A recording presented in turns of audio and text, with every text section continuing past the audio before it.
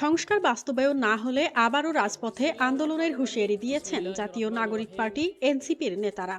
একই সঙ্গে আন্তর্জাতিক পরিস্থিতির কারণে দেশে আবারও অর্থনৈতিক মন্দা দেখা দিতে পারে বলেও আশঙ্কা করেছেন তারা। সেই জুলাইয়ের ঐক্য শক্তিকে রংপুরের শহীদ আবু সাইদ স্টেডিয়ামে আয়োজিত এনসিপির বিভাগীয় ইফতার মাহফিলে এসব কথা বলেন দলের কেন্দ্রীয় নেতারা।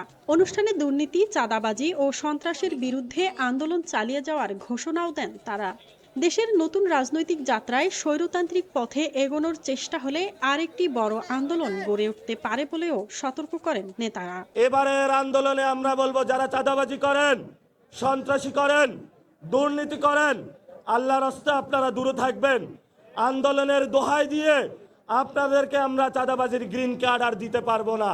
কোন একজন ব্যক্তিকে আপনারা এই সিটি কর্পোরেশনের দায়িত্ব দিবেন, মনে রাখবেন চাঁদাবাজরা শুধু আসনে নেই, আপনার এই শহর থেকে, এই বিভাগীয় শহর থেকে চাঁদাবাজরা পুরো রংপুর বিভাগকে নিয়ন্ত্রণ করে।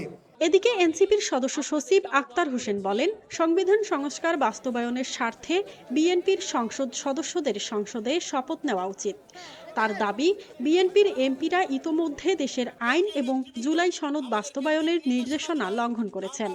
জুলাই সনদ বাস্তবায়ন যে আদেশ, সে আদেশ তারা লঙ্ঘন করেছেন। তারা সংবিধান সংস্কার পরিষদের সদস্য হিসেবে শপথ না নেওয়ার মধ্য দিয়ে বিএনপির এমপিরা বাংলাদেশের আইন লঙ্ঘন করার কাজটা তারা শুরু করেছেন।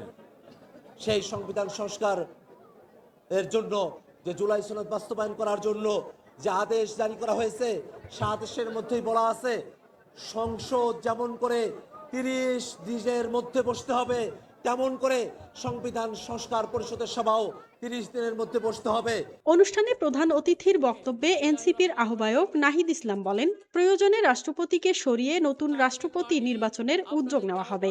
তিনি আরও বলেন, আন্তর্জাতিক অস্থিরতা ও যুদ্ধ পরিস্থিতির প্রভাবে দেশে অর্থনৈতিক চাপ তৈরি হতে পারে।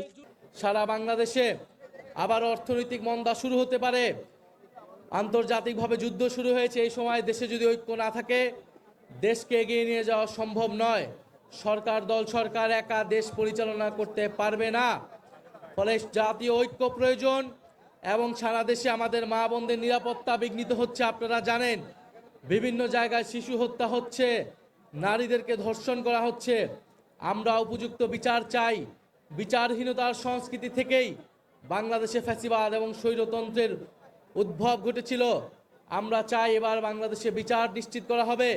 যে সকল জায়গায় মা বোনদের নিরাপত্তা বিঘ্নিত হচ্ছে, সে সকল জায়গায় আইন শৃঙ্খলা বাহিনী কঠোর ব্যবস্থা নেবে।